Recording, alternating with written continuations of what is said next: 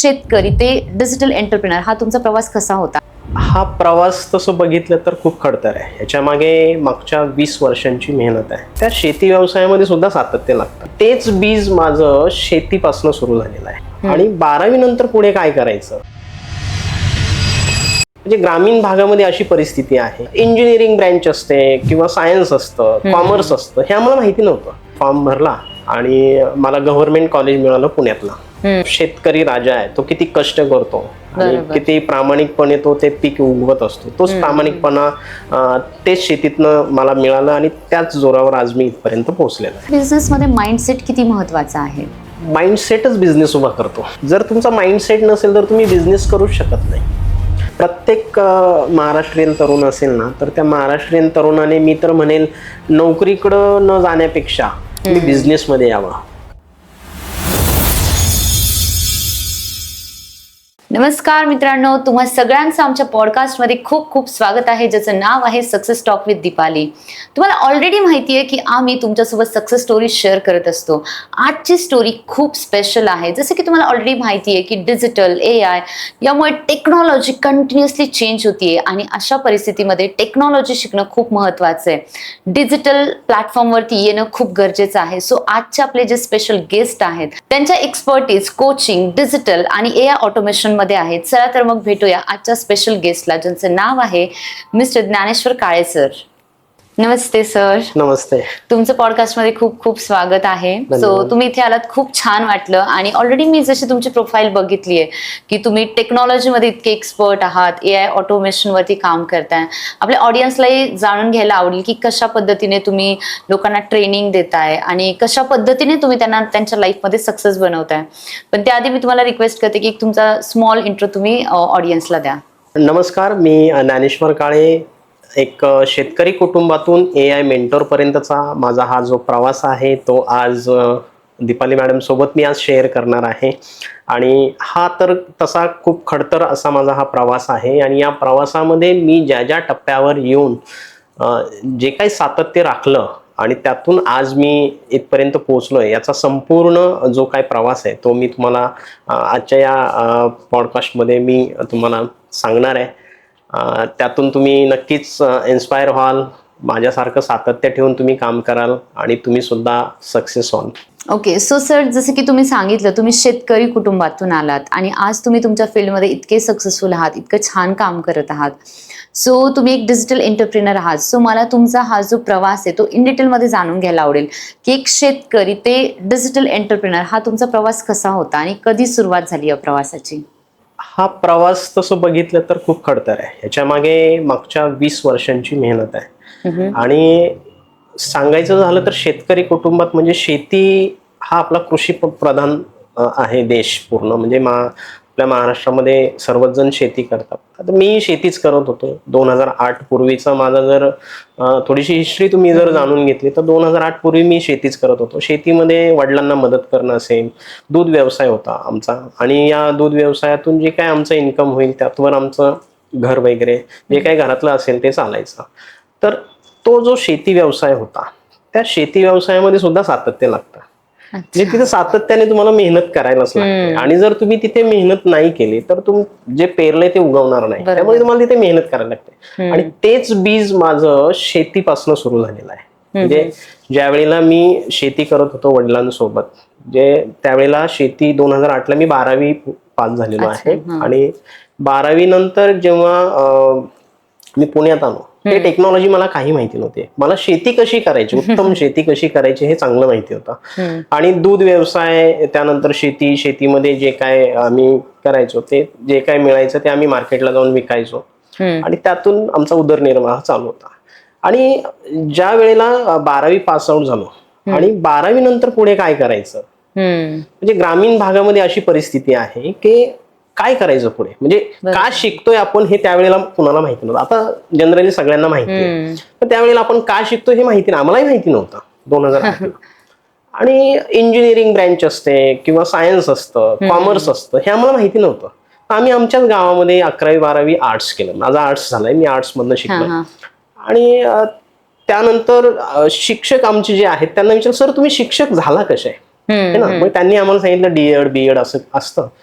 आणि मग ते झालं की शिक्षक होता येतं. मग आमच्या डोक्यात फिक्स झालं की आपल्यालाही शिक्षक व्हायचं. अच्छा. हा. मग त्या दृष्टिकोनातून त्यावेळेला थोडी माहिती घेऊन फॉर्म भरला आणि मला गव्हर्नमेंट कॉलेज मिळालं पुण्यातला.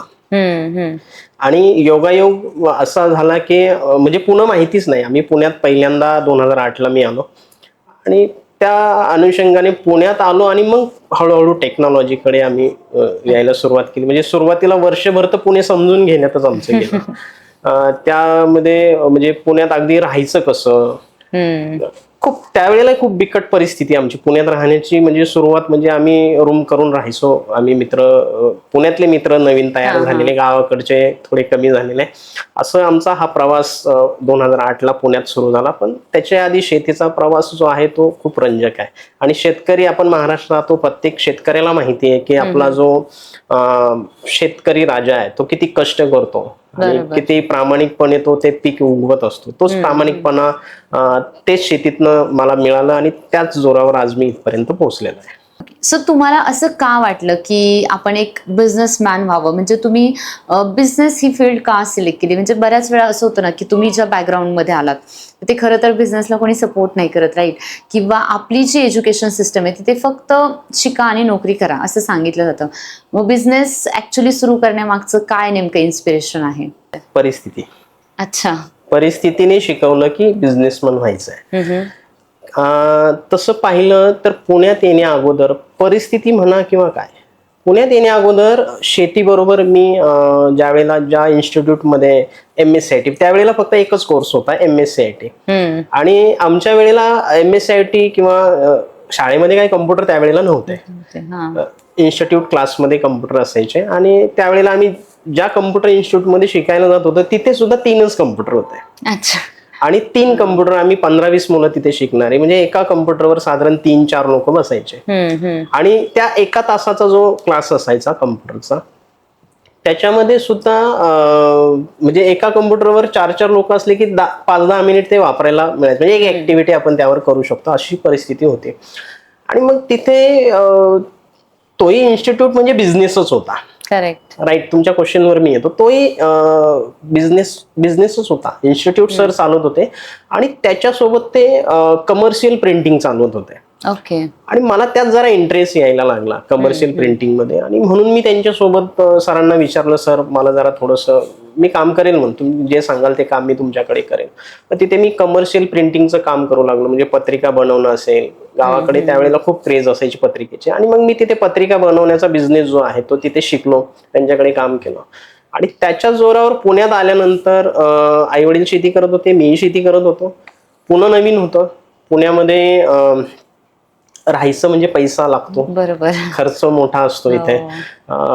अगदी तुम्हाला म्हणजे गावाकडे दूध आपण असं सहज कुणालाही देऊ शकतो, पण पुण्यामध्ये दूध घ्यायचं तिथपासून आपल्याला पैसे लागतात. प्रत्येक गोष्ट आपल्याला विकत घ्यायला लागते. करेक्ट. आणि पहिल्यापासून शेतीत कष्ट केले, किती पैसा शेतीमध्ये मिळतो हेही मला माहिती होतं. त्यामुळे पुणे शहरामध्ये राहण्यासाठी जो पैसा लागतोय तेवढा माझे वडील किंवा माझं कुटुंब मला नाही पुरवू शकत, याची मला जाणीव झाली. आणि ही जाणीव झाल्यानंतर माझ्या लक्षात आलं, अरे आपल्याकडे, आपण गावाला असताना प्रिंटिंग प्रेसमध्ये काम करत होतो, ते कौशल्य आहे आपल्याकडे. तिथे बाइंडिंगचंही काम चालायचं, वेगवेगळे मल्टिपल कामं तिथे चालायचे ग्रामीण भागामध्ये. वय माझं त्यावेळेला अगोदर म्हणजे 12वी पास झालेलो, लहानच होतो. म्हणजे काय अशी बिझनेसची काय एवढी हे माहिती नव्हती, पण आयडिया मात्र होती की आपण काहीतरी करू शकतो, है ना. मग मी सुरुवात माझ्या क्लास पासून केली. माझे मित्रमंडळी, माझ्या वर्गामध्ये जे काही मुलं शिकतायत त्यांच्यापासून मी सुरुवात केली. वर्गामध्ये जी काही मुलं होती ते आमचे प्रोजेक्ट असायचे कॉलेजचे, जे सबमिशन असायचं त्यावेळेला सगळे गोल्डन एम्बॉयसिंग असेल, प्रिंटिंग असेल किंवा जे काही असतील जे बाहेर एखाद्या शॉपमध्ये जाऊन करायचे. तर माझ्या डोक्यात आलं, अरे म्हटलं हे तर आपणही गावाला करत होतो. मग मी सगळ्या मित्रांना विचारलं, म्हणलं बघा तुम्ही बाहेर जाऊन जर हे 50 रुपयाला करून घेत असाल तर मी तुम्हाला हे 45 रुपयात करून देईल. तर 5 रुपये म्हणजे खूप मोठी गोष्ट. करेक्ट. तो काळ असा होता, तुम्हाला सांगतो 2001च्या अगोदरचा असा काळ आहे की 10 रुपयाची भेळ आणली तरी ती खूप पूर्ण कुटुंब खायचं. 2008ला सुद्धा तीच परिस्थिती. 5 रुपये वाचतात म्हणजे त्यावेळेला वडापाव मिळायचा 5 रुपये. तर 5 रुपये वाचले तरी मुलगा खुश व्हायचा. मग मी काय डोकं लावलं तिथे की माझ्याच वर्गातल्या मुलांचे जे काही प्रोजेक्ट आहेत त्याचं बाइंडिंग करून देणं वगैरे, ते काम मी घेतलं, कारण मला येत होतं ते काम. मी आधीच प्रेसमध्ये काम केलेलं असल्यामुळे मला ते बाइंडिंगची वगैरे कामं जमत होती. म्हणजे हे जे काम आहे, हे 40-50 मुलांचं काम मला पुण्यात राहण्यापुरते जे पैसे आहेत ते पैसे मिळवून देणारं काम होतं. त्यामुळे मी त्यांचं जे काम आहे ते त्यांच्याकडनं घ्यायचो. आणि शेजारी आसपास जी काही दुकानं होती, 4-5 दुकानं होती, त्यातले प्रत्येक मुलगा कुठे ना कुठे जाणार आहे. त्याच्यामुळे 4-5 दुकानात ती सगळी मुलं डिवाइड व्हायची. मग मी काय केलं, सगळ्यांना विचारलं, बाबा रे, मी जर तुला बल्कमध्ये 40-50 जर बुक्स आणून दिले बाइंडिंगसाठी, तर तू काय करणार? तर तो म्हणला, मी आता 50 रुपये घेतो, तुम्हाला 40-30 रुपयात देईल. म्हणजे तिथे मी बार्गेनिंग केलं, बाबा बघ 35 रुपयात देत असेल तर तो देतोय, तू देणार का? तर असं करत मी तिथे 10 रुपये 15 रुपये मार्जिन मी तिथे मिळवलं. आणि ती बुक डायरेक्ट तिथे द्यायची, तिथून घ्यायची आणि इकडे द्यायची. म्हणजे हा मी थोडक्यात आपण त्याला एजंट म्हणूया किंवा ब्रोकर म्हणूया, काही आपल्याला जे म्हणता येईल ते. तर त्या पद्धतीने मी सुरुवात केली. आणि तिथून हळूहळू माझ्या लक्षात यायला सुरुवात झाली की बिझनेस मध्ये दम आहे. म्हणजे एज्युकेशन घेऊन जर तुम्ही एखाद्याची गुलामी करायला जाणार असाल तर ती गुलामी करण्यापेक्षा बिझनेसमध्ये दम आहे. आणि तिथून माझ्या बिझनेसची खरी पाळंमुळं रुजायला सुरुवात झालेली असेल. Okay, nice. सो तुम्ही तिथून इन्स्पायर झालात आणि तुम्ही ऍक्च्युली तुमच्या बिझनेसची जर्नी स्टार्ट केली आणि आज तुम्ही तुमचा बिझनेस सक्सेसफुली रन करताय. सो डेफिनेटली इथपर्यंत येणं इतकं इझी नसणार आहे. सो तुम्हाला इथपर्यंत येईपर्यंत भरपूर सारे चॅलेंजेसला फेस करावं लागलं असेल. सो तुमच्या आयुष्यात काय चॅलेंजेस आले? बिझनेसमध्ये चॅलेंजेस फेस करण्यापेक्षा एक्सपिरियन्स महत्वाचा आहे. म्हणजे कोणती नव्याने गोष्ट सुरू करायची असेल तर त्याचा आधी तुमच्याकडे एक्सपिरियन्स असला पाहिजे. आणि माझ्याकडे बिझनेसचा एक्सपिरियन्स नाही. मी जरी प्रिंटिंग प्रेसमध्ये काम करत असेल किंवा प्रिंटिंगची कामं करत असेल तरी तो एक्सपिरियन्स आहे, पण गुलामीचा आहे. म्हणजे मी काम करतोय दुसऱ्याकडे कोणाकडे. त्या बेसवर जरी मी बुक बाइंडिंगची कामं सुरू केलेली असेल आणि माझा नव्याने बिझनेस सुरू करायचा, तरी मला 2012 उजळलं. अच्छा. म्हणजे मी 2009 ते 2012 मी अशीच मिळेल ती कामं करत होतो. म्हणजे मी गावाकडे जेव्हा MSCIT कोर्स करत होतो त्याच वेळेला मी टायपिंग, गव्हर्नमेंट कमर्शियल जो कोर्स आहे टायपिंगचा, तो मराठी, हिंदी, इंग्रजी तिन्ही माझं टायपिंग 2006लाच पूर्ण झालेलं होतं, जेव्हा मी 11वी-12वीला होतो तेव्हा. आणि त्यावेळेला माझा भाऊ मला म्हटला, अरे आता कम्प्युटर आलंय, तू का ते जुनं टायपिंग करतोय? पण नाही म्हटलं, मला करायचंय. आणि ते खरं माझ्यासाठी वरदान ठरलं ते सुद्धा. अच्छा. ते पुण्यात आल्यावर मुलांची थिसिस टाईप करणं असेल किंवा ते बाइंडिंग करणं असेल, ते मला तिथे उपयोगी पडलं. बरं, पुण्यात आल्यावर कम्प्युटर माझ्याकडे नव्हता. कामं करायची म्हणजे कम्प्युटर पाहिजे टायपिंगसाठी. मग आमच्या कॉलेजच्या समोर एक सायबर कॅफे होतं, तिथे मी 20 रुपये तास देऊन 3-3.5-4 तास तिथे बसायचो आणि ही सगळी कामं पूर्ण करायचो. आता तुम्ही म्हटलात की बिझनेस सुरू करताना काय काय चॅलेंजेस आले. चॅलेंजेस, सगळ्यात मोठं चॅलेंज आहे भांडवल. भांडवल उभं करणं म्हणजे खूप मोठं चॅलेंज आहे. आणि तेव्हा काय, आजही काय, आज कोणीच कुणाला पैसे देत नाही, भांडवल उभं करून देत नाही. बरं, दिले तरी ते व्याजाने मिळू शकतील. बरं, व्याजाने घ्यायचे म्हणजे तुमचं क्रेडिट पाहिजे तर तुम्हाला पैसे मिळतील. त्यावेळेला आपलं क्रेडिट नाही, पैसे नाही, वडील शेती करतायत. घरी जर मी सांगितलं मला बिझनेस सुरू करायचा तर घरचे म्हणतील, बाबा रे तू शिक, घरी ये, काहीतरी नोकरी कर. याच्या पलीकडे ते काय मदत करू शकणार नाहीत. मी घरी काहीच सांगितलं नाही, मी काय करतोय पुण्यात हे काही सांगितलं. माझं शिक्षण मात्र मी चालू ठेवलं. इमाने इतबारे ज्यांनी मला शिक्षणासाठी पुण्यात पाठवलं ते शिक्षण मात्र मी पूर्ण केलं. त्यात मी नोकरी नाही करू शकलो किंवा त्यात मी दुसरं काही करू शकलो नाही, पण माझ्या डोक्यात 2009ला जी थिंगी पेटली होती की बिझनेस केला पाहिजे आणि त्यातच आहे भविष्य पुढे, म्हणून मी साईड बाय साईड बिझनेस सुरूच केला. पण तो बिझनेस 2012 नंतर माझा सुरू झाला. पण 2009 ते 2012 मी ज्या झेरॉक्स सेंटरमध्ये 2009ला काम करायला सुरुवात केली तिथे 6 रुपये पेज मला मिळायचं टाईप करायला. अच्छा. 6 रुपये पेज. आणि दिवसभरात एक 10-12-15 पेजेस व्हायचे. म्हणजे तुम्ही विचार करा, 6 रुपये पेज, 15 पेजेस दिवसभरामध्ये टायपिंग होऊ शकतील. म्हणजे आपण 15 जरी म्हटलं तरी 100 पण नाही, मला वाटतं म्हणजे ते 80-90 रुपये दिवसाला मिळायचे. तर त्यावर ठीक आहे, 80-90 म्हणजे ते एका दिवसाचा खर्च माझा त्यातून निघायचा. पण त्याच्यासाठी दिवसभर मेहनत करायला लागायची. करेक्ट. आणि तिथं माझ्या एक लक्षात आलं की मी ज्या झेरॉक्स मध्ये काम करतोय, जिथे मी टायपिंगचं काम करतोय ना, तिथे तो व्यक्ती 20 रुपये घ्यायचा पेज मागे आणि मला 6 रुपये द्यायचा. म्हणजे तो बेनिफिट बघा किती घेत होता, किती 14 रुपये बेनिफिट असायचा. आणि मग माझ्या लक्षात आलं, अरे हा जर काही न करता याचं फक्त कम्प्युटर वगैरे ह्याचं आहे. पूर्वी तर मी सायबर कॅफेतच काम करत होतो, पण नंतर म्हटलं चला जरा अटॅच हो कुणाला तरी. तर तिथे 15 रुपये निव्वळ नफा त्याला मिळायचा आणि मला 5-6 रुपये मिळायचे. मग मी म्हटलं माझं स्वतःच का नाही सुरू करायचं. आणि तिथे मी बोर्ड जो लावलेला होता तिथे टायपिंग करून मिळेल असा बोर्ड होता. आणि योगायोगाने आपलं मगरपट्टा सिटीतले शिवराजजी शितोळे त्यांच्या एका व्यक्तीने तो माझा बोर्ड तिथे बघितला आणि त्यावर मी लिहिलेलं होतं घरी येऊन काम करून मिळेल. अच्छा, म्हणजे बघा, घरी युनिक कन्सेप्ट. मी त्यावेळेला 2009 साली त्या बोर्ड लावला होता. म्हणलं चला घरी जाऊन करू, आपल्याकडे काय नाही. तर तो बोर्ड त्यांच्या एका व्यक्तीने बघितला, शिवराज शितोळे, इथे मगरपट्टा सिटीत राहिलाय.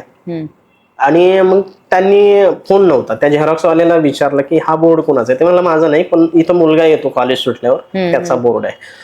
आणि मग मी जेव्हा तिथे गेलो तेव्हा त्याने मला पकडलं. मला म्हटलं असं असं एक पुस्तकाचं काम आहे आणि ते खूप मोठी व्यक्ती आहे आणि त्यांच्याकडे जायचं आहे, तर तू करशील का. मग करेल, मला गरज आहे ना, मी करणार ना.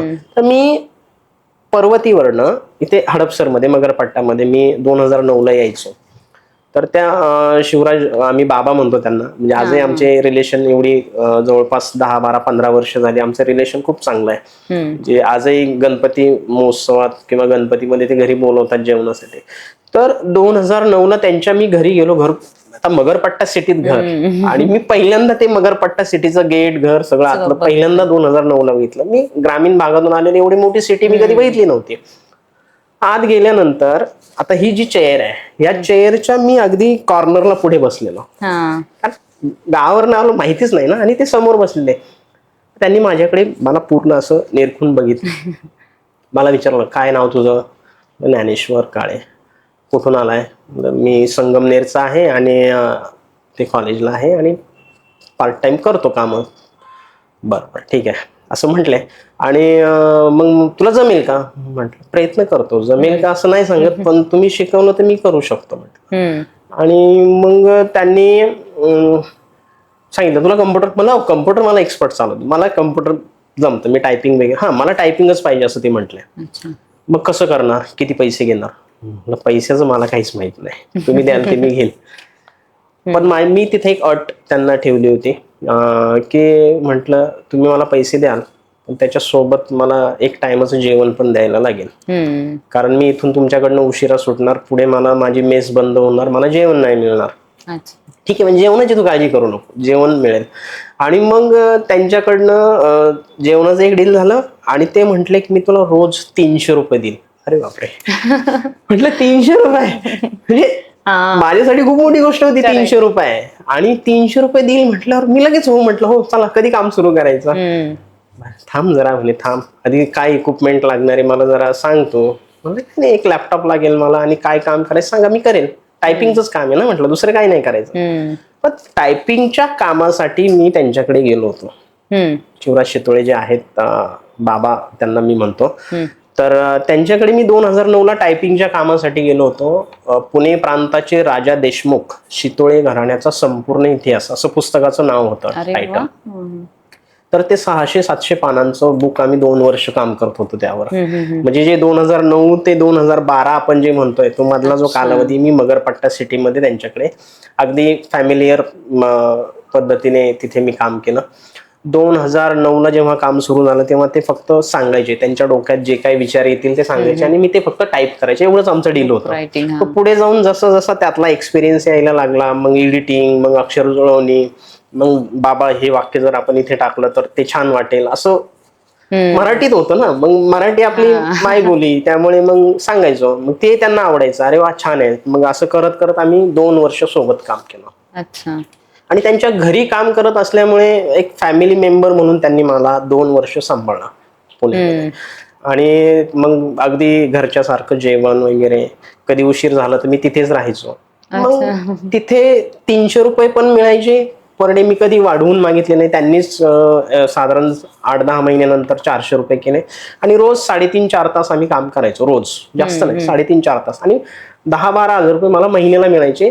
त्यातले 7-8 हजार रुपये सेव्हिंग व्हायचे माझे त्यावेळेला. आणि राहिलेले मग महिन्याभराचा खर्च, एक वेळचं जेवण तर तिथेच होतं, त्यामुळे काही प्रश्न नव्हता. आणि त्यामध्ये म्हणजे 8,000 रुपये माझ्यासाठी सेव्हिंग व्हायला लागले. मग मी वडिलांना त्यावेळेला 2010ला सांगितलं की आता तुम्ही काय मला पैसे पाठवू नका, माझं कॉलेज संपलंय, आता मी काहीतरी करतोय इथे. म्हणजे 2 वर्षाचा माझा जो डिप्लोमा होता 2010ला संपला.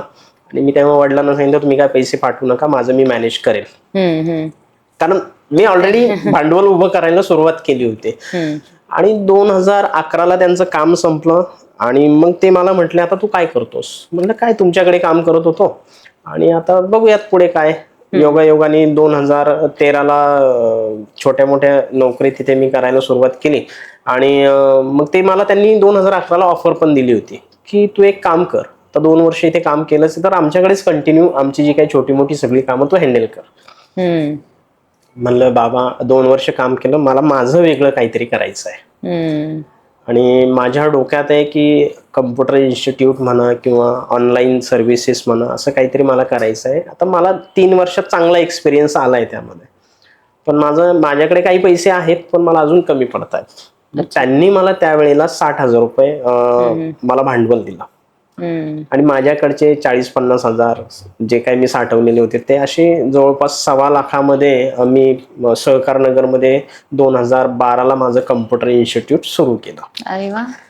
ते असा हा बिझनेस सुरू करण्याचा हा जो कालावधी आहे तो 2 वर्ष मी स्ट्रगलच केले तिथे सुद्धा. आणि मग या बिझनेसमध्ये मी आलेलो आहे. ओके, सो तुम्ही हे सगळं करत असताना तुम्ही स्पर्धा परीक्षा पण दिल्या.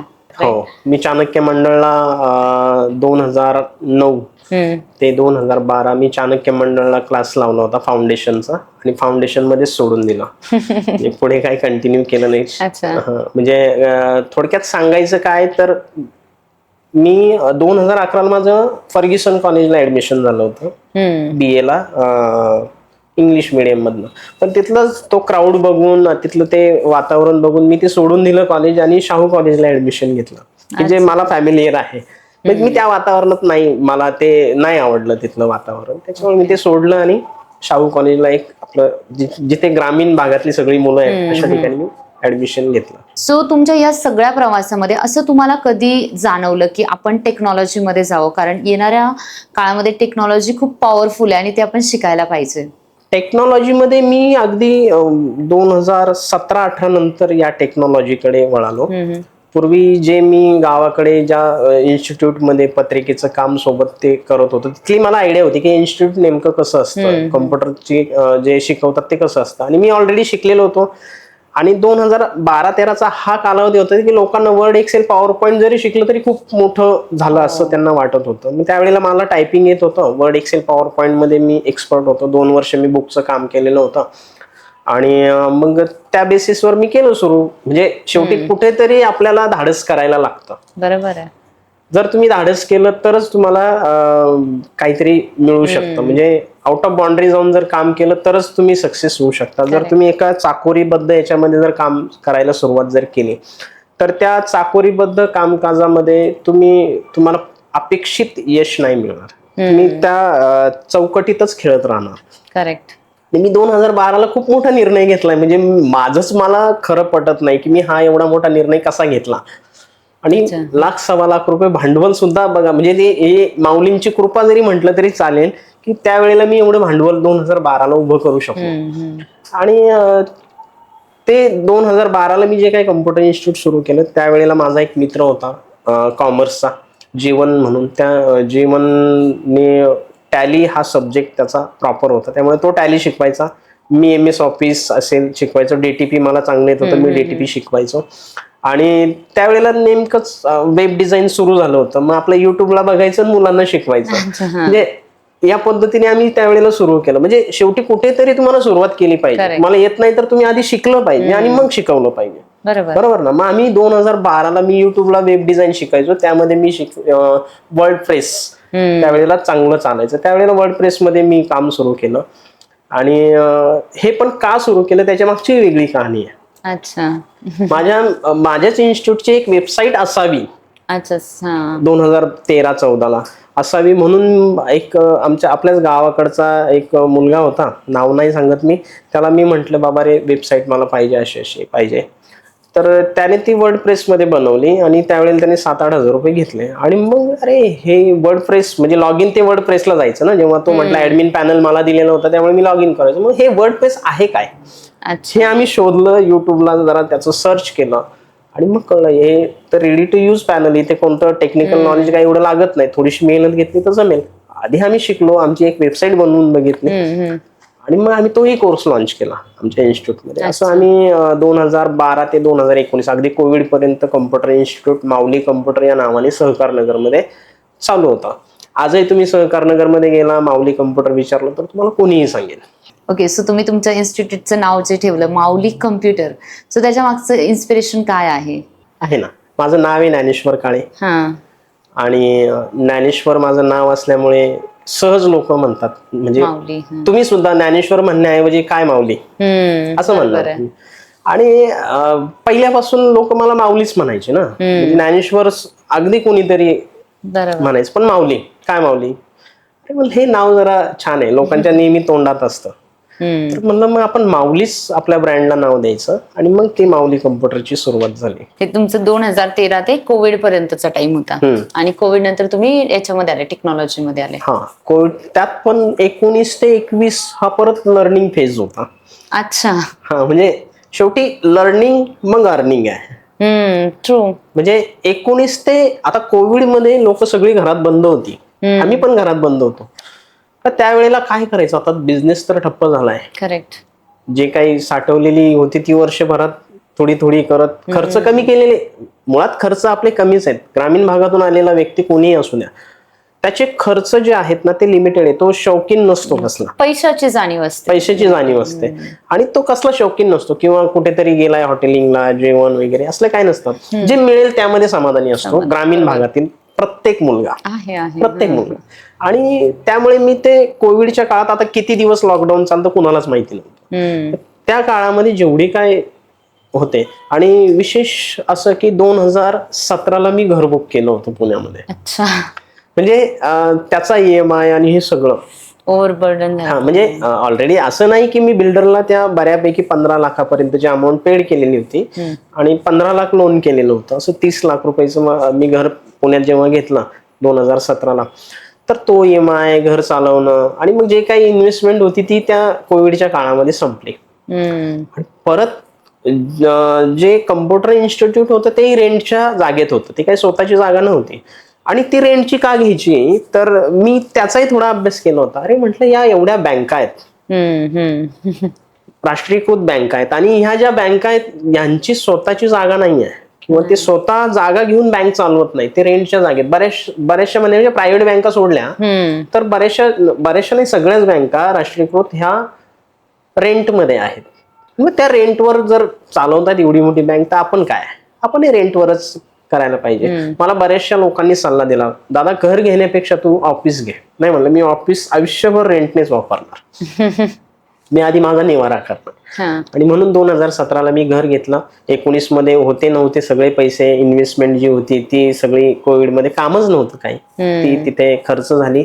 2021 पासून परत नव्याने सुरुवात करायची, पण इन्स्टिट्यूट कडे न जाता. म्हणजे थोडक्यात मला सांगायचं आहे काय की फिजिकल बिझनेस न करता मला व्हर्च्युअल क्लाउड बेस्ड बिझनेस सुरू करायचा. ऑफलाईन टू ऑनलाईन आलो, मग परत ऑफलाईन कडे नाही गेलो. मग तो अभ्यास मी जवळपास 20 ते 22 पर्यंत केला आणि त्या काळात पण छोटी मोठी नोकरी केली. Okay, nice nice. सो तुम्ही ऑनलाईन बिझनेस मध्ये एक्झॅक्टली काय करायचं ठरवलं? ऑनलाईन बिझनेस तसा ऑलरेडी होता, पण फिजिकल होता. ऑनलाईन बिझनेस मध्ये माझं कम्प्युटर इन्स्टिट्यूट असल्यामुळे आम्ही ऑनलाईन फॉर्म भरणं, ज्या काही शासकीय योजना आहेत त्या योजनांवर काम करणं, लोकांना त्या बाबतीत मदत करणं, डॉक्युमेंटेशनचं काम करणं. ई सेवा केंद्र महाराष्ट्र शासनाचं आहे ते माझ्या नावावर होतं. अच्छा. ते ई सेवा केंद्राच्या माध्यमातून लोकांना दाखले देणं, त्यानंतर कॉमन सर्व्हिस सेंटरच्या माध्यमातून, म्हणजे ऑनलाईनची कामं करायचं, पण फिजिकली एका जागेवर होतं, ऑफिस होतं ना, आधी ऑफिस होतं. मग व्हर्च्युअलला जायचं म्हटल्यावर ती कामं व्हर्च्युअल मध्ये ट्रस्ट पाहिजे. करेक्ट. व्हर्च्युअल मध्ये जायचं म्हणजे तुमच्यावर ट्रस्ट पाहिजे. तुम्हाला लोकल सगळी लोक ओळखतील, पण तुम्हाला ऑनलाईन जायचं म्हणजे ट्रस्ट पाहिजे. आणि मला त्या कामात इंटरेस्ट कमी झाला, कारण 2012 ते 19 पर्यंत तीच कामं करत होतो, जे इन्स्टिट्यूट प्लस कॉमन सर्व्हिसेस हे सगळं मी करत होतो. आणि मग व्हर्च्युअल जायचं म्हटल्यावर मग काय करायचं खूप विचार केला. आणि 2019ला 20ला असे छोटे छोटे कोर्सेस लोक लॉन्च करायला लागले, म्हणजे आफ्टर कोविड. ऑनलाईन या, झूमवर या, आम्ही हे शिकवते. आणि अगदी नाममात्र फी 200, 300, 500, 1000 रुपये फी. मग त्यातले काही छोटे छोटे कोर्सेस घेऊन बघितले. अरे हे तर मग हळूहळू इकडे यायला सुरुवात झाली व्हर्च्युअल मध्ये, की अरे हे आपण पण करू शकतो. कारण एक्सपिरियन्स ऑफलाईनचा होता, त्यामुळे ऑनलाईन मध्ये इझिली शिफ्ट होणं सोपं होतं. पण कोणताही विषय शिकवायचा म्हटलं तर तो आधी तुम्हाला आला पाहिजे. करेक्ट, बरोबर. मग तो विषय तुम्हाला आला पाहिजे, तर त्याचं नॉलेज पण तुम्ही घेतलं पाहिजे आधी. मग हे जे 20 ते 22 आहे, हे मी पूर्ण नॉलेज घेण्यावरच फोकस केलं. तोही कठीणच काळ होता, घर चालवणं आणि जे. सो सर, तुमच्या आयुष्याचा टर्निंग पॉइंट कोणता होता? व्हर्च्युअल मध्ये मी आधी सुरुवातीला 19, 20, 21 पर्यंत छोटे मोठे कोर्सेस केले.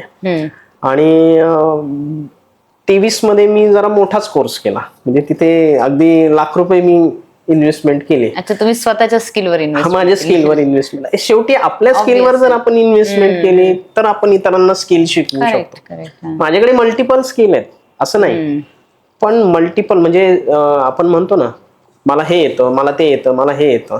मार्केटमध्ये तुम्हाला सगळं येतं, त्याला किंमत नाही.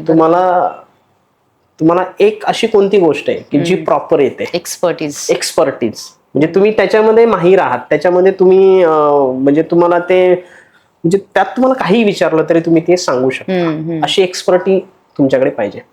मी तुम्हाला सांगतोय, एवढा वेळ झालाय की माझ्याकडे हे हे हे सगळं होतं. हे मला 2022ला समजलंय, म्हणजे तुझ्याकडे हे हे हे पण हे मार्केटला नाही पाहिजे. मार्केटला एकच गोष्ट पाहिजे, एक्सपर्टी. करेक्ट. आणि मग त्या दृष्टिकोनातून मग मी डिजिटल गॅजेटकडे वळालो. डिजिटल वेगवेगळे प्लॅटफॉर्म चेक करायला सुरुवात केली. म्हणजे अगदी टीचेबल असेल, ग्राफी असेल, ते त्या आले होते तेव्हा मार्केटमध्ये. टीचेबल त्यावेळेला खूप चाललं, 18, 19, 20, 22च्या वेळेला. मग आम्ही LMS जे आहे, वर्ड प्रेस येत होता, आम्ही वर्ड प्रेस मध्ये LMS बनवून बघितलं मी. असे छोटे छोटे प्रोजेक्ट आम्ही करून बघितले आणि त्याचा एक्सपिरियन्स होता. तो एक कोर सब्जेक्ट झाला तयार माझ्यासाठी, की बाबा ऍप्लिकेशन मध्ये आपण काम करू शकतो, जरी आपलं इंजिनिअरिंग नसेल किंवा काय, पण आपल्याकडे सेन्स आहे आणि कसं करायचे त्याची किमान आयडिया आहे, प्रॅक्टिकल आयडिया आहे आपली. करेक्ट. थेरॉटिकल नसेल, जुगाड करू आपण, पण करू. आणि मग त्याचा सेन्स असल्यामुळे मग एका कोर बिझनेस मध्ये, ऍप्लिकेशन मध्ये म्हणा, किंवा मग त्या ऍप्लिकेशन बेस, जेव्हा ते ऍप्लिकेशन दुसऱ्याला समजावून सांगायचं तेव्हा तिथे कोचिंग आलं. मग हा जो कॉम्बिनेशनचा जो प्रवास आहे ना, तो खरा 2022-23ला सुरू झाला. अच्छा, ओके. आणि सर, तुम्हाला हे कधी रिअलाइज झालं की आपण लोकांना टूल्स देतोय पण त्यांना ऍक्च्युली सिस्टमची गरज आहे? जेव्हा माझं सिस्टम नव्हतं ना, तेव्हा सिस्टम काय असतं हे समजलं. म्हणजे ज्या वेळेला आम्ही काम करायचो 2021, 22, 23ला, आम्ही कसंही त्याला काही सिस्टमॅटिकपणा नव्हता. 22 पर्यंत सिस्टमॅटिकपणा काहीच नव्हता. म्हणजे जे येईल समोर ते घ्यायचं. म्हणजे समजा आता तुम्ही आलात माझ्याकडे आणि तुम्ही म्हटलं मला हे अशी अशी सर्व्हिस पाहिजे, हो आम्ही देतो ना करून, काय प्रॉब्लेम नाही. परत आणखी दुसरं कोणीतरी आलं, आम्हाला ही हो देतो की, तुम्हालाही देतो. ह्याच्यामध्ये सिस्टीम नव्हती काही. सिस्टीम नव्हती म्हणजे तुमचंही काम करायचं, यांचंही काम करायचं, सगळ्यांचीच कामं करायची आणि एकाच वेळेला बर्डन यायचं. करेक्ट. मग याला कुठेतरी सिस्टमॅटिक पद्धतीने बसवलं पाहिजे. म्हणून सिस्टमॅटिकपणा जो आहे, तर त्यावर आम्ही काम करणं सुरू केलं. मग त्याच्यामध्ये सुद्धा कामं करताना सिस्टीम पाहिजेच. लीड आली तर त्याचं बायफर्गेशन, नर्चरिंग प्रोसेस, या सगळ्या गोष्टींवर त्यावेळेला लीड काय असतं हे कळत नव्हतं. हे सगळं हळूहळू समजायला लागलं. अगदी 22 पर्यंत बघा. म्हणजे आम्ही असं काही नाही की एखाद्याला बिझनेस सुरू करायचा असेल आणि त्यातली सगळीच माहिती पाहिजे असंही काही नाही, पण त्यातला सेन्स पाहिजे, त्याला माहिती पाहिजे की आपलं गोल काय, कुठपर्यंत आपल्याला पोहोचायचंय. हे जर त्याला माहिती असेल ना, तर तो त्या प्रवाहात पडला की आपोआप पोहायला लागतो. बरोबर आहे. सो सर, तुम्ही मोस्टली AI ऑटोमेशन शिकवता, बरोबर? सो त्यामध्ये तुम्ही कुठल्या कुठल्या सर्व्हिसेस प्रोव्हाइड करता? मी AutoAI फनल नावाचं माझं एक ऍप्लिकेशन आहे. पण हे ऍप्लिकेशनच्या अगोदरची पार्श्वभूमी कोचिंग आहे. मी आधी कोचिंग इंडस्ट्रीमध्ये कोचिंगमध्ये सुरुवात केली, अगदी छोट्या छोट्या कोर्स पासून. मी पूर्वी व्हॉट्सअप शिकवायचो. अच्छा. व्हॉट्सअप म्हणजे प्रत्येकाच्या मोबाईलमध्ये म्हणाल तुम्ही की अरे व्हॉट्सअप मध्ये काय शिकायचंय, पण व्हॉट्सअपचा बिझनेससाठी वापर कसा करायचा हे सगळ्यांनाच माहित नाही. व्हॉट्सअप सगळ्यांना माहिती आहे, म्हणजे स्क्रोलिंग करण्यासाठी, आलेले मेसेज वाचतो आपण, मेसेज पाठवतो, यासाठी व्हॉट्सअप आहे. पण त्याचा बिझनेस साठी वापर तुम्ही करू शकता का, त्यातून तुमचा बिझनेस वाढवू शकता का? तर आम्ही व्हॉट्सअपवर कोचिंग सुरू केलं. व्हॉट्सअप नंतर 2023 ला AI आलं, 22-23 ला, म्हणजे आधीच आलेलं आहे पण आम्हाला 22-23 ला कळलं AI आलं, आणि त्यात फेमस चॅट जीपीटी झालं. खूप फेमस झालं चॅट जीपीटी. आणि हे जे चॅट जीपीटी आहे ते लोकांना कळत नव्हतं ना. आपल्याकडे बॅकग्राऊंड होता इन्स्टिट्यूटचा, त्यामुळे आपल्याला ते समजायचं. पण त्यात पण प्रॉम्प्ट कसे द्यायचे असतात, प्रॉम्प्ट इंजिनिअरिंग ही पूर्ण ब्रँच आहे, आणि आपण आर्ट्सची लोक आहेत, तर तेही आधी म्हणजे तेही कौशल्य घेणं गरजेचं होतं. पण लर्निंग फेज माझा फास्ट आहे. मी मराठी माध्यमाचा आहे, झेडपीच्या शाळेत शिकलेलो आहे, मराठीच माध्यमातून सगळं काही झालेलं आहे. आणि हे जे येते ते सगळं इंग्लिश मधनं, समोरचा जो कोणी शिकवतोय तो इंग्लिश मधनं शिकवतोय. मला इंग्लिश कळत नाही, मला इंग्लिश कळत नाही, पण तो जो समोर जो काही टेक्नॉलॉजी शिकवतोय ती मात्र मला परफेक्ट समजते. अच्छा. आणि त्यातून मग मी शिकून मी माझ्या मराठी बांधवांना शिकवतो. मग आम्ही व्हॉट्सअप जे आहे, व्हॉट्सअपचा बिझनेस साठी वापर कसा करता येईल, मग व्हॉट्सअपचे ग्रुप न करता कम्युनिटी करणं असेल, किंवा व्हॉट्सअप मध्ये नंबर्स आल्यानंतर बिझनेस व्हॉट्सअप त्यावेळेला सुरू झालं होतं, मग त्याच्यातून ऍड कशी लावता येईल. त्यावेळेला व्हॉट्सअपला म्हणजे व्हॉट्सअप थ्रू ऍड लावता यायची, आणि ऍड थ्रू जे काही नंबर्स येतील ते व्हॉट्सअप मध्येच यायचे. मग त्याची नर्चरिंग प्रोसेस कशी करायची, त्यातून ऑटो रिप्लाय कसे पाठवायचे, हे छोट्या छोट्या गोष्टी छोट्या छोट्या बिझनेस साठी आम्ही करायला लागलो. मग AI आल्यानंतर मी माझा एक कोर्स लॉन्च केला, शिक्षक ते स्मार्ट शिक्षक, AIचं पहिलं पाऊल. AI सुरूच झालं होतं, मग पहिलंच पाऊल म्हटलं त्याला. मी पहिलाच होतो, आणि पहिलं पाऊल म्हणजे AI मी शिकल्यानंतर मी पहिलंच पाऊल टाकणार होतो त्याच्यामध्ये, म्हणून मी कोर्सचं नावच दिलं की शिक्षक ते स्मार्ट शिक्षक, AIचं पहिलं पाऊल. आता तुम्ही म्हणाल शिक्षकच का, तर एखाद्या शेतकऱ्याला त्यावेळेला AI शिकून काय उपयोग नव्हता. जे एज्युकेटर आहे किंवा ज्यांना AI माहिती झाले त्यांनाच AI मध्ये काय काय आहे पुढे ते शिकणं गरजेचं होतं, म्हणून मी शिक्षकांना टार्गेट केलं. मग त्याच्यामध्ये आता शिक्षक आहे त्याला स्मार्ट करायचं म्हटलं तर त्याची PPT असली पाहिजे वर्गामध्ये शिकवताना. त्याचा कॉन्टेंट जो बुक मधला शिकवतोय तर तो जर कॉन्टेंट आणखी AI कडनं छान पद्धतीने त्याला डिलिव्हर करता आला तर ते झालं. किंवा AI कडनं आणखी काही इमेजेस असतील किंवा स्कूलचे काही ऍक्टिव्हिटीज असतील, बरोबर, तर ह्या क्रिएट करण्यासाठी शिक्षकाला त्याचा फायदा होईल. आणि दुसरी महत्वाची गोष्ट आहे की शिक्षक हा पेइंग कॅपॅसिटी वाला आहे, म्हणजे पे करू शकतो, त्याच्यासाठी पे करू शकतो. त्यानंतर क्वेश्चन बँक क्रिएट करणं असेल, प्रश्नपत्रिका क्रिएट करणं, हे सगळं AI थ्रू सोपं झालं होतं. करेक्ट. आणि मग हेच आपण शिक्षकांना शिकवू म्हणून मी वर्षभर एकच प्रोग्राम चालू ठेवला, टीचर टू स्मार्ट टीचर, AIचं पहिलं पाऊल, शिक्षक ते स्मार्ट शिक्षक, AIचं पहिलं पाऊल, हा प्रोग्राम. आणि त्यातून मला चांगलं इन्कम मिळाला, आणि हाच माझा टर्निंग पॉइंट आहे कोचिंग मध्ये येण्याचा. हे दोन गोष्टी ज्या आहेत त्यांनी मला कोचिंग मध्ये आणलं, आणि त्याच्या कोचिंग मध्ये आल्यानंतर पण तुम्ही परत एकदा सिस्टीमवर या. तर कोचिंग बिझनेस करत असताना सुद्धा आपल्याला सिस्टीमची फार आवश्यकता आहे. आज जगाला नॉलेज नको आहे, किंवा आज जग जे आहे त्याला मी शिकवणं आवडत नाही, किंवा एखाद्याला शिकवायला जाणं जगाला आवडत नाही, पण परिवर्तन जगाला आवडतं. परिवर्तन जगाला आवडतं, ट्रान्सफॉर्मेशन जगाला आवडतं. मग मी नेहमी सांगत असतो तुम्ही शिकवायला जाऊ नका, तुम्ही बदल घडवायला जा. बरोबर ना. आणि आतापर्यंत मी बदल घडवतच आलेलो आहे. प्रत्येक व्यवसाय जो आहे माझा बदल घडतच इथपर्यंत आलेला आहे, कारण जसं जग पुढे चाललंय, जशी टेक्नॉलॉजी वाढते तसं हा बदल या ठिकाणी घडत चाललेला आहे.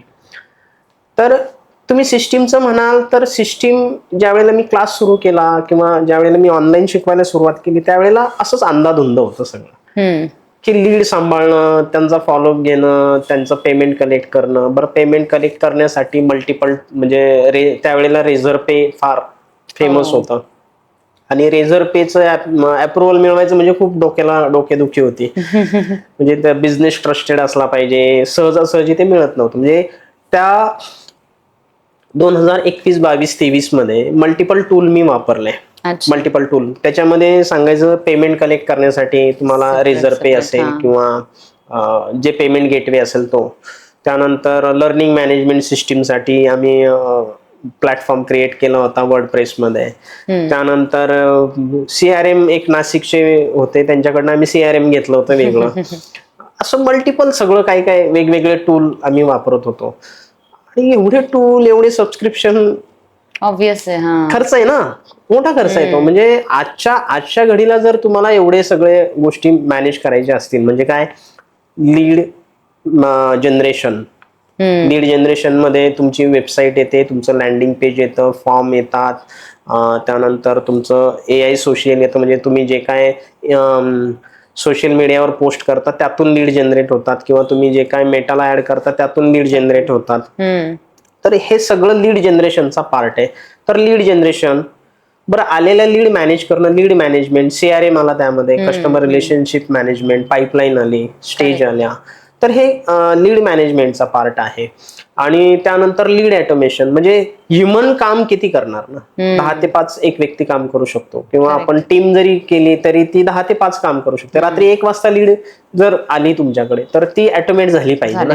त्या व्यक्तीला ऑटोमेट हे गेलं पाहिजे, मेसेज गेला पाहिजे, किंवा आपल्याकडनं वेलकम काहीतरी गेलं पाहिजे, किंवा त्या व्यक्तीला त्याचे काही प्रश्न असतील तर ती सोडवता आली पाहिजे, किमान सकाळपर्यंत त्याला एंगेज करून ठेवता आलं पाहिजे.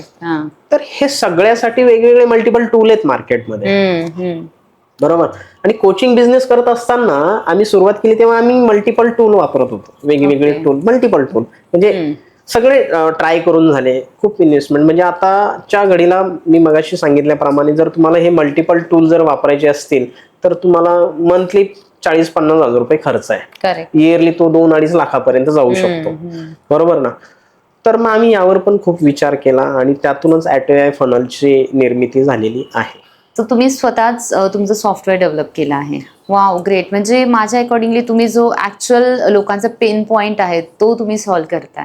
म्हणजे बघा ना, मार्केटमध्ये तुम्हाला कोणताही बिझनेस असू द्या, मी कोचिंगच म्हणत नाहीये, आपलं ऍप्लिकेशन असं आहे की कोणताही बिझनेस असू द्या, कोचिंग इंडस्ट्रीसाठीच नाही, कोणताही बिझनेसला लीड लागतात, त्या लीड मॅनेज करून ठेवावे लागतात. कारण प्रत्येक लीड ही आपण कोणत्या ना कोणत्या मार्गातनं पेड कॅम्पेन लावून घेतलेली असते, किंवा सोशल मीडियावर आपण ऑर्गॅनिकला पण खूप मेहनत घेतलेली असते. करेक्ट. आणि ती लीड आपल्यापर्यंत आलेली असते. तर तिला सांभाळणं, तिला लीडचं कस्टमर मध्ये रूपांतर करणं ही सगळ्यात मोठं चॅलेंज आहे, बरोबर ना, सगळ्यात मोठं चॅलेंज आहे. आणि मग जर ती लीड हातात नाही गेली तर तुमची मेहनत गेली. एक्झॅक्टली. तुमची मेहनत गेली. तर मग ह्याला कुठेतरी शिस्तबद्ध करावं लागेल, आणि त्यातून ही सिस्टीम आली, सिस्टीम मधनं हे ऍप्लिकेशन तयार झालंय. जसं की तुम्ही ऑलरेडी सांगितलं की तुम्ही कोचिंग बिझनेस मध्ये पण आहात. सो कोचिंग मध्ये तुम्ही एक्झॅक्टली कोणत्या सर्व्हिसेस प्रोव्हाइड करता? कोचिंग मध्ये कोचिंग द कोचेस, म्हणजे माझी सिंपल लाईन आहे. बघा, मार्केटमध्ये म्हणजे तुम्ही काय, मी काय, किंवा अन्य कोणी असेल, प्रत्येकाकडे काही ना काही नाविन्यपूर्ण नॉलेज आहे. करेक्ट. ज्ञान आहे, आणि त्या ज्ञानाचा जगाला फायदा होणार आहे, त्या ज्ञानाचा जगाला फायदा होणार आहे. तर ते ज्ञान जर, म्हणजे सिंपल डेफिनेशन सांगतो, तुमच्याकडे ज्ञान आहे पण त्या ज्ञानाला मॉनिटाईज कसं करायचं हे तुम्हाला माहित नाही. तर ते मॉनिटायझेशनची जी प्रोसेस आहे ती मी शिकवतो कोचिंग मध्ये. मग त्याच्यामध्ये अगदी माइंडसेट, कोचिंगचा माइंडसेट तयार करण्यापासून तुमचं मायक्रो निश निवडण्यापर्यंत, म्हणजे काय विषयामध्ये तुमची एक्सपर्टी आहे, मग त्याच्यामध्ये आणखी मायक्रो काय असेल, आणि त्या मायक्रोमध्ये जगाला तुमची काय गरज आहे ही ओळखून एक त्याची निश स्टेटमेंट आपण बनवून देतो त्याचं, आणि त्या स्टेटमेंटवर काम करत त्या निशवर मार्केटमध्ये मार्केटचा सर्वे करणं, मार्केटमध्ये तुमच्या निशची किती गरज आहे, तुमचे किती कॉम्पिटिटर आहेत, त्या निशमध्ये आणखी किती लोक काम करतायत, त्यांचं रेव्हेन्यू कुठपर्यंत पोहोचलेलं आहे, म्हणजे मार्केट रिसर्च आम्ही त्यामध्ये घेतो. त्यानंतर मार्केट रिसर्च नंतर एक तुमचं सिस्टीम हवं ना, मग मार्केट रिसर्च नंतर तुम्हाला कॅमेऱ्यासमोर येऊन बोलायचं असतं, मग त्याचं आम्ही तयारी करून घेतो की नेमकं कॅमेऱ्यासमोर बोलायचं कसं, व्हिडिओ जनरेट कसे करायचे, सोशल मीडियासाठी आपल्याला ऍडव्हर्टाइजमेंटसाठी व्हिडिओ जनरेट कसे करायचे, हा मधला एक पार्ट आहे. त्यानंतर जेव्हा तुम्ही कॅमेराला फेस करायला सुरुवात करता त्यानंतर मग आम्ही 1 to 1 कसं घ्यायचं असतं त्याचं फनल जनरेट करून देतो. 1 to 1 म्हणजे पर्सनल कॉल आपण त्याला म्हणूया. तर त्याचं फनल कसं असतं, त्याची प्रोसेस अगदी सुरुवातीपासून एंड पर्यंतची त्यांना आम्ही समजावून सांगतो. मग एकदा त्याला 1-on-1 मध्ये, हे सगळं 12 आठवड्याचा कोर्स आहे आमचा. अच्छा. या 12 आठवड्याच्या कोर्समध्ये ना प्रत्येक मॉड्यूल 1 आठवड्यात कम्प्लीट होतं आणि त्याला मध्ये गॅप मिळतो प्रॅक्टिस करण्यासाठी. ओके म्हणजे एकदम आम्ही 12चे 12 लेक्चर्स जे आहे आमचे ते आम्ही एकदम नाही शिकवत. आम्ही step by step practical course आहे आमचा. आम्ही थेरॉटिकल शिकवत नाही, प्रॅक्टिकल. जर तुमचं माइंडसेट आम्ही जर केलं असेल कोचिंगसाठी तर मध्ये तुम्हाला आम्ही आठवड्याचं नियोजन केलेलं आहे. जर आमचा मंगळवारी जर क्लास झाला माइंडसेटचा तर त्याच्यावर क्वेश्चन आन्सर असतं दर गुरुवारी आणि दर शनिवारी त्याचं ऑडिट असतं. अच्छा, आलं लक्षात? दर शनिवारी त्याचं ऑडिट असतं आणि परत मंगळवारी नेक्स्ट सेशन असतं. याच्यात होतं काय की जर मी मंगळवारी जे शिकवलंय त्याच्यात जर त्याला प्रॅक्टिकल करताना काही अडचण आली तर ती गुरुवारी सॉल्व्ह होते. करेक्ट. आणि गुरुवारी ती त्याची जी समस्या आहे त्याला जर त्यातलं काही समजलेलं नसेल तर ते गुरुवारी क्वेश्चन आन्सर मध्ये त्याला ते क्लिअर होतं आणि मग राहिलेला तो शनिवारपर्यंत कम्प्लीट करतो आणि शनिवारी त्याचं ऑडिट असतं की बाबा त्याने काय केलं. म्हणजे हा प्रॅक्टिकल बेस, आम्ही जे काही कोचिंग करतोय ते प्रॅक्टिकल बेस आहे. ओके. आणि ह्या प्रॅक्टिकलमुळे होतं काय की लोकांना ते करायलाच लागतं कारण त्याचं ऑडिट आहे ना. आम्ही आमच्या आठवड्याचं प्लॅनिंगच तसं आहे की त्या प्लॅनिंग मध्ये आम्ही प्रॉपर आठवड्याला प्लॅन केलेलं आहे की जे शनिवारी ऑडिट आहे त्या ऑडिटला जर सामोरं जायचं असेल पण प्रत्येकाचं आम्ही 5-5, 10-10 मिनिटात आम्ही प्रत्येकाचं ऑडिट करत असतो की बाबा हा काय माइंडसेटमध्ये किंवा मार्केट रिसर्च असेल तर काय मार्केट रिसर्च केलं, कोण कॉम्पिटिटर सापडले तुला, आणखी कोण आहे, म्हणजे कोण तुझा ऑडियन्स आहे ना, टार्गेट ऑडियन्स तू काय ठरवलेला आहे, त्याचं ऑडिट होत असतं. आणि त्याच्यामुळे त्याला प्रॅक्टिकल स्वरूप असल्यामुळे हा कोर्स वर्क आहे. आम्ही जे काही शिकवतो ते वर्क आहे. आणि मग असं 12 आठवडे आम्ही लॉन्च पॅड पर्यंत सगळं शिकवतो. मग त्याच्यामध्ये वेबिनार क्राफ्टिंग असेल, वेबिनार फनल असेल, त्यानंतर फेसबुक ऍडव्हर्टाइजमेंटसाठी फेसबुक असेल, फेसबुक नंतर त्या फेसबुक मधले सगळे काय फेसबुक अप्रुव्हल असेल मेटाचं किंवा ऍड कशी लावायची, ऍड लावतानाच्या सगळ्या गोष्टी आम्ही त्याच्यात कव्हर केलेल्या आहेत. एक ऍड पण त्यांची आम्ही लावून देतो. अरे वा. म्हणजे ते प्रॅक्टिकलच आहे. ऍड लावणं हे प्रॅक्टिकल. तुम्ही अगदी 100 रुपयाची ऍड लावा पण ऍड लावा, हे ना. बरं, ऍड लावल्यानंतर ते फनल मध्ये जर तुम्ही पर्सनल कॉलचं फनल यूज करत असाल तर तुम्ही ऍड लावायची, एक क्लायंट मिळवायचा त्या ऍड मध्ये. ओके. चॅलेंज तिथे चॅलेंज आम्ही क्रिएट केलेलं आहे आणि त्या चॅलेंज मध्ये मग ते मिळतात क्लायंट. आणि मग त्यांना आम्ही ऍड लावण्याच्या अगोदर 1-on-1 फनल वर्क कसं करतं, त्या 1-on-1 मध्ये प्रूव्हिंग सिस्टीम काय, स्पीचिंग प्रूव्हिंग काय असतं, काय प्रश्न विचारले गेले पाहिजे, किती त्यांना बोलून दिलं पाहिजे, समोरच्या व्यक्तीला किती वेळ बोलायला दिला पाहिजे, तुम्ही किती ऐकून घेतलं पाहिजे, हे सगळं आम्ही सायन्स पण शिकवतो त्याच्यामध्ये. म्हणजे सायकोलॉजी जे आहे ते सेल्फ सायकोलॉजी आपण त्याला म्हणूया, ती आम्ही त्यामध्ये शिकवतो, है ना. आणि मग ते 1-on-1 साठी एकदा तयार झाले की मग वेबिनार फनल मध्ये मग 1 to many असतं ना. मग समोरच्या ऑडियन्स मध्ये काय त्याचे सगळ्या गोष्टी त्या फनल मध्ये आम्ही पूर्ण करतो. आणि मग त्यानंतर लॉन्च पॅड असतं त्याचं, कारण दोन्ही सगळ्या गोष्टी ऑलमोस्ट कव्हर झालेल्या असतात. पण लॉन्च पॅडच्या अगोदर आम्ही ऍप्लिकेशन मध्ये त्यांना, कारण एक सिस्टीम आपल्याला हवी आहे. कोचिंग बिझनेस करत असताना एक सिस्टीम आपल्याला पाहिजे असते. आणि ही जी सिस्टीम आहे ती सिस्टीम म्हणजे आमचं ऍप्लिकेशन आहे AI फनल. त्याच्यामध्ये आम्ही सगळं तुम्हाला ऑलमोस्ट कोचिंग बिझनेस साठी जे काय हवं तुम्हाला ते सगळं एका प्लॅटफॉर्म मध्ये आम्ही आणलेलं आहे. ओके. सो सर, तुमच्याकडे ऑलरेडी एवढा मोठा क्लायंट बेस आहे आणि तुमचे जे क्लायंट्स आहेत ते इतके सक्सेसफुल आहेत, सो त्यांच्या काही क्लायंटच्या सक्सेस स्टोरी नक्की आम्हाला तुमच्याकडून जाणून घ्यायला आवडतील. मी 1-2 स्टोरी सांगू शकतो तुम्हाला. आता ऑलरेडी असे काही क्लायंट्स आहेत माझे. आता नाशिकच्या स्मिता चव्हाण म्हणून आहेत. त्या स्मिता चव्हाण ज्या आहेत त्या हिलिंग मध्ये काम करतात. ओके. हा, तर त्यांनी ऑर्गॅनिक केलंय सगळं, ऑर्गॅनिक. ओके. त्या आमच्याकडे शिकल्या आणि त्यांनी छान मॅनेज केलं सगळं व्यवस्थित. कोचिंग आता त्या करतायत, प्लॅटफॉर्म ॲटवे फनलचाच वापरतायत आणि त्यांचं छान सिस्टीम बसलेलं आहे. त्यानंतर माझ्याकडे कोचिंग नाही, पण सिस्टीम मात्र माझ्याकडनं घेतलेली लोक आहेत. म्हणजे एक्झॅक्ट कोचिंग सिस्टीम चालतं कसं, तर शिवशाहीर डॉक्टर विजय तनपुरे आहेत, महाराष्ट्र गाजवलेली व्यक्ती आहे. तर ते शिवशाहीर डॉक्टर विजय तनपुरेंना आपण त्यांचं सिस्टीम प्रॉपर कोचिंगचं बसवून दिलेलं आहे. ते भाषण कसं करावं, स्टेजवर भाषण कसं करावं किंवा व्याख्यान कसं द्यावं हे ते शिकवतात, शिवशाहीर डॉक्टर विजय तनपुरे. त्यानंतर आणखी एक माझ्याकडे आहेत नाडी विज्ञान, म्हणजे जे आपण नाडी चेक करतो ते राजेश चव्हाण आहेत. ते राजेश चव्हाण जे आहेत ते नाडी विज्ञान शिकवतात, म्हणजे नाडीवर. तर त्यांना सुद्धा कोचिंग सिस्टीम आपण प्रॉपर बसवून दिलेलं आहे.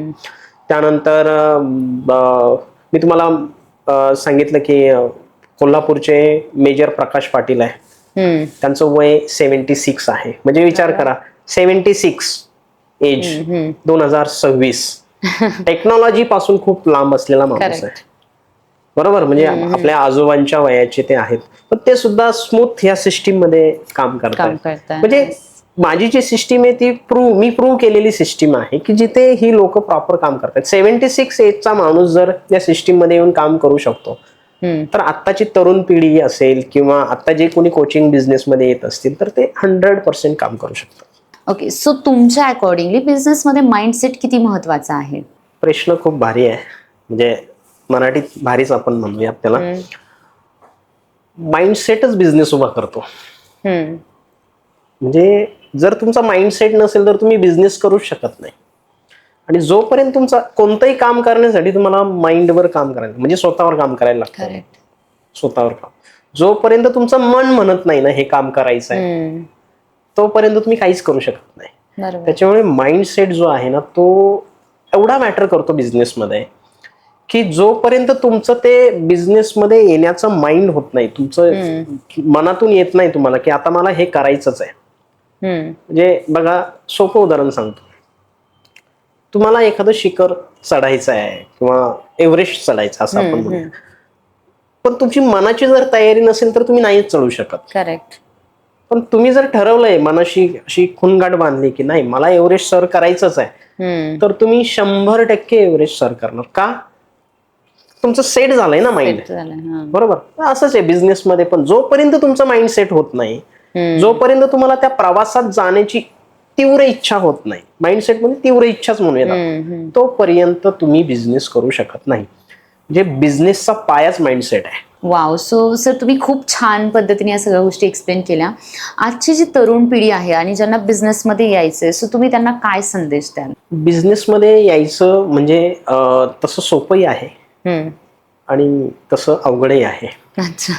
म्हणजे सोपं का म्हणेल तर तुम्ही तयारी जर केली चांगली तर तुम्ही इझिली बिझनेसमध्ये येऊ शकता. आणि अवघड का म्हणेल तर तुम्हाला त्या बिझनेसचं नॉलेज असणं गरजेचं आहे. जर तुमच्याकडे ते नॉलेज असेल त्या बिझनेसचं तर तुम्ही इझिली येऊ शकता. पण जर तुम्हाला त्या बिझनेसचं नॉलेज नसेल, कोणताही बिझनेस असू द्या, त्याचं जर तुमच्याकडे नॉलेज नसेल तर तुम्हाला आधी त्याचं नॉलेज घ्यायला लागेल.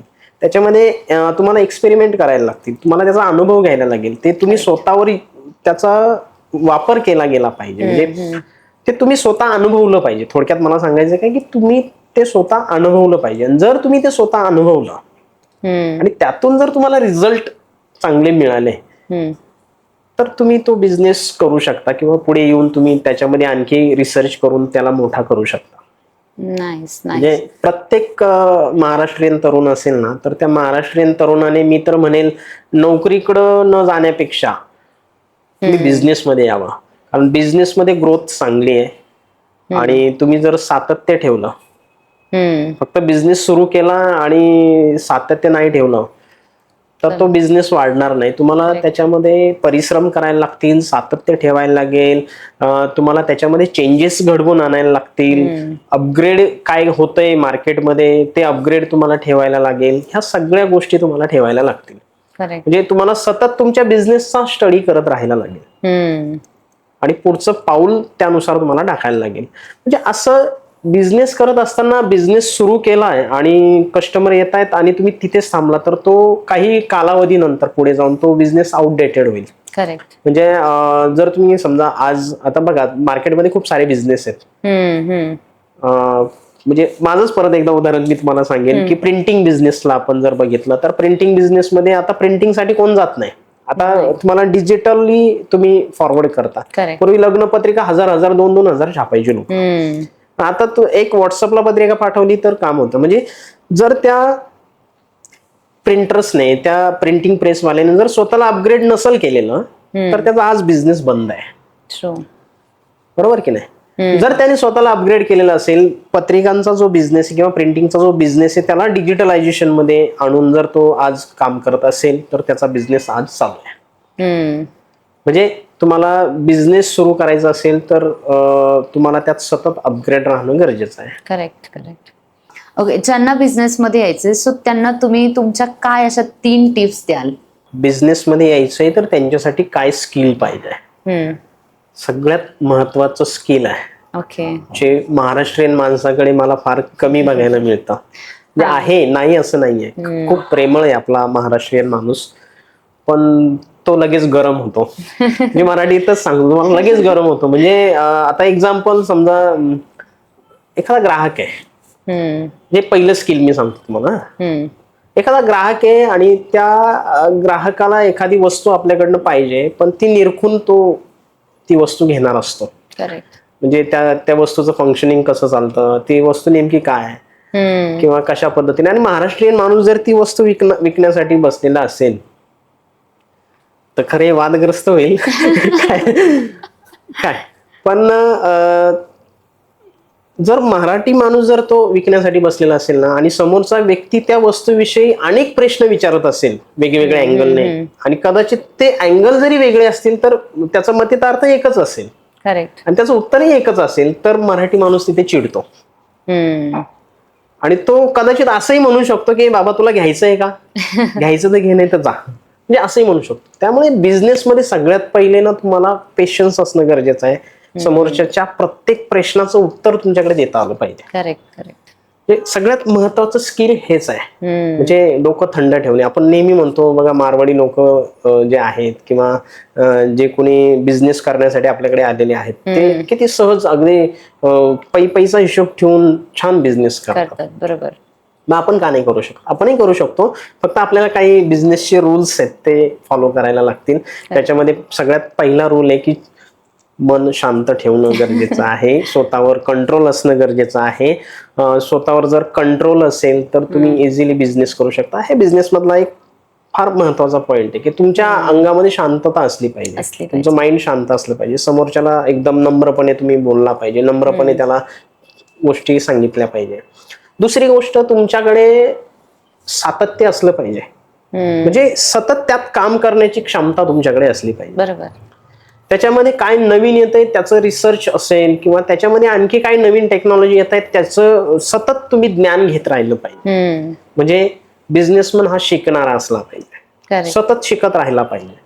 जर तो सतत शिकत राहिला तर त्याचा बिझनेस सुद्धा त्या पटीने पुढे पुढे वाढत जाणार आहे आणि त्याची ग्रोथ होत राहणार आहे. त्याच्यामुळे बिझनेसमध्ये आहे त्या नॉलेजवर जर तुम्ही बिझनेस चालवत असाल तर तो बिझनेस काही कालावधीनंतर पुढे जाऊन थांबणार आहे. पण जर तुम्ही त्याला नॉलेज घेऊन अपग्रेड करत असाल त्या नॉलेज बेसवर तर तुमचा बिझनेस हा लॉंग लाईफ कदाचित पिढ्याने पिढ्या पुढे चालू शकतो. तिसरी महत्वाची गोष्ट आपण बघितली की अपग्रेड म्हणजे एज्युकेशन. दुसरी महत्वाची गोष्ट आपण बघितली की अपग्रेड एज्युकेशन घेत राहणं गरजेचं आहे, त्यातलं नॉलेज घेत राहणं गरजेचं. तिसरी महत्वाची गोष्ट आहे सातत्य आणि परिश्रम. सातत्याने परिश्रम करण्याची तयारी असली पाहिजे. सातत्याने परिश्रम करण्याची तयारी तुमच्याकडे असली पाहिजे. म्हणजे काय की तुम्ही आज जो परिश्रम केलाय त्या परिश्रमाच्या जोरावर तुम्ही तुमचं भविष्य नाही घडवू शकत. तुम्हाला पुढे भविष्यात पण जाऊन परिश्रमच करायला लागणार आणि ती तुमची तयारी असेल ना तर तुम्ही बिझनेस करू शकता. आणखी सांगायचं झालं तर बघा, तुम्ही हेही वाक्य ऐकलेलं असेल की तुमच्या भूतकाळाच्या काय पुण्याईवर तुम्ही भविष्यकाळ नाही घडवू शकत किंवा आहे ना असं काहीतरी वाक्य. मला आता एक्झॅक्ट नाही सांगता येणार ते, पण तुमच्या भूतकाळाच्या पुण्याईवर तुम्ही भविष्यकाळ नाही घडवू शकत.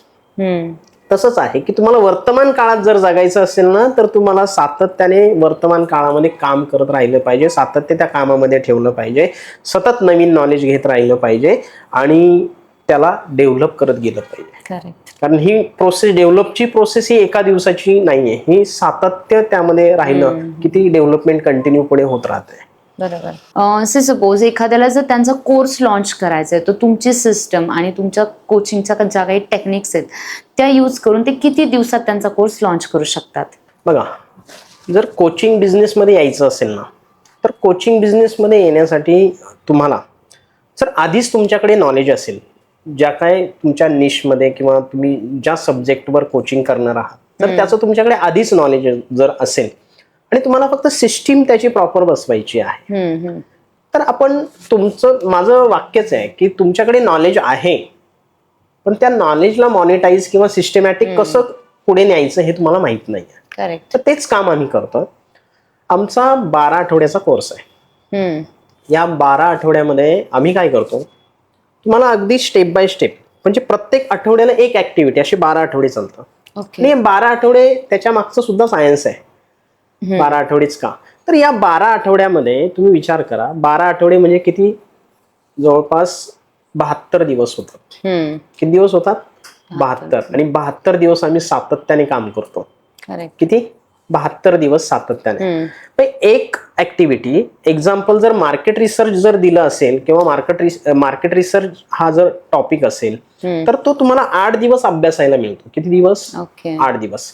आणि ह्या 8 दिवसामध्ये तुम्हाला एक्झॅक्ट तुमच्याविषयी असलेलं मार्केट हे तुम्ही त्याचा अभ्यास करत असता.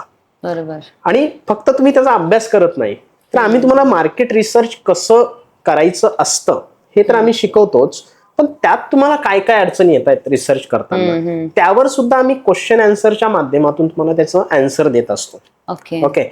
आणि त्याचबरोबर त्याचं ऑडिट सुद्धा होत असतं. म्हणजे लर्निंग प्रॉब्लेम, जे काय प्रॉब्लेम येत असतील लर्निंग नंतरचे, आणि त्याचं सोल्युशन आणि एक्झॅक्ट प्रॅक्टिकल म्हणजे ऑडिट, या तिन्ही गोष्टी तुमच्या एका आठवड्यात होत असतात. तर मी तुम्हाला सांगितलं 12 आठवड्याचा आपला कोर्स आहे, आणि या 12 आठवड्याच्या कोर्समध्ये तुम्ही पूर्ण तुमचं कोचिंग सिस्टीम तयार करू शकता, म्हणजे 72 दिवसामध्ये, जर तुमचा कोर सब्जेक्ट परफेक्ट असेल तर. पण जर तुमचा कोर सब्जेक्ट परफेक्ट नसेल आणि तुम्ही नव्याने एखादा विषय घेऊन पुढे येत असाल, तर तुमचं नॉलेज, तुमच्या सब्जेक्ट विषयीचं नॉलेज आणि आमचं नॉलेज प्लस सिस्टीम, ह्या दोन्हींचं कॉम्बिनेशन करून साधारण 120 दिवसामध्ये तुम्ही प्रॉपर सिस्टीमवर काम करू शकता, प्रॉपर कोचिंग तुम्ही करू शकता. 120 दिवसामध्ये करू शकता.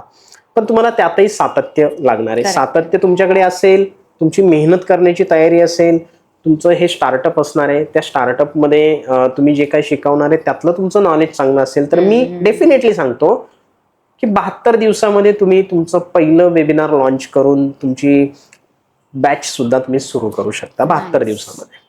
नाईस नाईस, खूप छान करू शकता. म्हणजे तुमचं नॉलेज सिस्टीम मी आज दिलो, पण त्या सिस्टीमला तुम्हाला वर्क करायचं असेल तर तुमच्या आतून तुमचं नॉलेज बाहेर आलं पाहिजे. आणि ते फक्त नॉलेज नाही द्यायचंय, मी परत एकदा रिपीट मागे जाईल की नॉलेज नाही द्यायचंय. मी तुम्हाला शिकवलेलं तुम्हाला आवडत नाही, पण तुम्हाला मी जे काही सांगणार आहे त्यातून तुमच्यात काय बदल झाले हे जर तुम्ही ट्रान्सफॉर्मेशन करणार असाल, तर ही जनता तुम्हाला ऐकण्यासाठी, तुमचा कोर्स घेण्यासाठी बसलेलीच आहे. ट्रान्सफॉर्मेशन खूप मॅन्डेटरी. वाव. सो सर, तुम्ही ज्या काही गोष्टी इथे सांगितल्या त्या खरंच खूप जास्त इम्पॉर्टंट आहे. आणि मला असं वाटतं जे ऑडियन्स आपल्याला ऐकतात आहे, ज्यांना ट्रेनिंग कोचिंग फील्डमध्ये यायचं, इव्हन ज्यांना सिस्टम पाहिजे, आत्ताचा जो ट्रेंड आहे AI ऑटोमेशन आपल्याला शिकणं खूप गरजेचं आहे. आणि तुम्ही त्या गोष्टी खूप छान पद्धतीने एक्सप्लेन केल्या. आणि मला असं वाटतं तुम्ही त्याचा इम्पॉर्टन्स जो आहे की का आपण त्यामध्ये यायला पाहिजे आणि त्याचा कसा वापर करायला पाहिजे आणि त्याचा रिझल्ट कसा मिळेल, या सगळ्या गोष्टी तुम्ही खूप छान पद्धतीने एक्सप्लेन केल्या. खरं तर तुम्ही इथे आलात, खूप खूप मनापासून तुमचे धन्यवाद. तुम्ही सुद्धा इथं बोलवलं आणि मला बोलण्याची संधी दिली, आणि माझ्याकडे काय काय आहे, कशा पद्धतीने मी डिलिव्हर करतो हे इथे मांडण्याची एक उत्तम संधी तुम्ही मला दिली, त्याबद्दल मी खरं तुमचं खूप आभारी आहे. हे प्लॅटफॉर्म असं आहे की या प्लॅटफॉर्मवर आल्यानंतर बऱ्याच गोष्टी आपल्या नॅचरली येतात वरती आणि Correct. त्या जनतेलाही खरं समजल्या पाहिजे, ऑडियन्सलाही समजल्या पाहिजे की बाबा राईट, आत्ता काय झालंय की राईट कोच मिळणं फार गरजेचं आहे. करेक्ट. म्हणजे राईट कोच जर नाही मिळाला तर तुम्ही जी काही त्या कोचिंगवर इन्व्हेस्टमेंट केलेली आहे ती राईट मार्गाने जात नाही आणि त्यात तुम्हाला कदाचित सक्सेस मिळत नाही. करेक्ट. तर तुम्ही मला इथे माझं सगळं काही मांडण्याची संधी दिली, राईट वे मला या ठिकाणी देता आला, तर त्याबद्दल खरं तुमचे खूप आभार आहे. Yes sir, thank you so much आणि थँक्यू सो मच ऑडियन्स. तुम्ही आमचा हा पॉडकास्ट संपूर्ण पाहिलाय आणि तुम्ही इथपर्यंत आलाय. सो तुम्हाला हा पॉडकास्ट नक्की आवडलाय. सो तुम्ही कमेंट बॉक्समध्ये कळवा आणि जर तुम्हाला खरंच ट्रेनिंग कोचिंगमध्ये यायचंय की तुम्हाला सिस्टम पाहिजे असेल तर तुम्ही सरांना कॉन्टॅक्ट करू शकता. त्यांचा आम्ही नंबर डिस्क्रिप्शन बॉक्समध्ये दिलाय. तुम्ही तुमच्या क्वेरीज त्यांच्यासोबत कनेक्ट करून विचारू शकता. So thank you so much for watching this podcast. आणि अजून आमच्या जर चॅनलला सबस्क्राईब केलं नसेल तर सबस्क्राईब बटनवर क्लिक करा, लाईक करा आणि शेअर करा.